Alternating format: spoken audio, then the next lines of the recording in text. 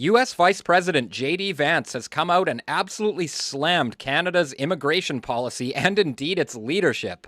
On X, he has this to say: "While I'm sure the causes are complicated, no nation has leaned more into diversity is our strength, immigration insanity than Canada. It has the highest foreign-born share of the population in the entire G7, and its living standards have stagnated."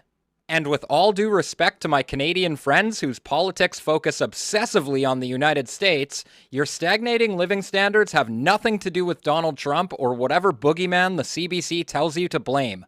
The fault lies with your leadership elected by you.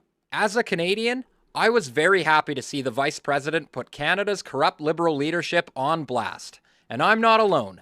Canadians across the country were applauding this. However, I can't help but question J.D. Vance's and Donald Trump's motivation for this. I had this to say on Twitter: "He's not wrong, but honest question from this Canadian. Why did Trump endorse Carney? Could it be that the U.S. benefits from our bad leadership? After all, before Donald Trump instituted tariffs against Canada and relentless jokes about making us the 51st state, our conservative leader, Pierre Poilievre, was pretty much a shoo-in to become Prime Minister. Does J.D. Vance really want to see a change of leadership in Canada? Because let's not forget that Donald Trump endorsed Mark Carney." The Liberal Party is going to win now in the next election, most likely.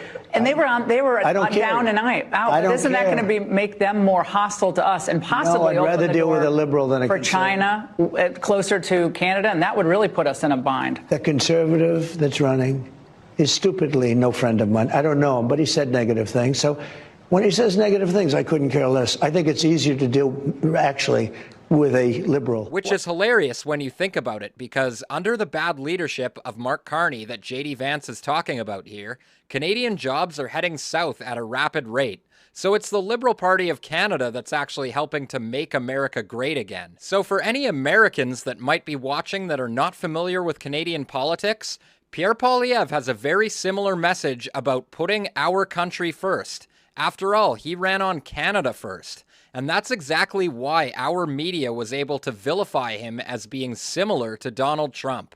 Oddly enough, I broke this down in a video a couple of days before J.D. Vance made these comments, so if you're interested, click the link below and subscribe to the channel.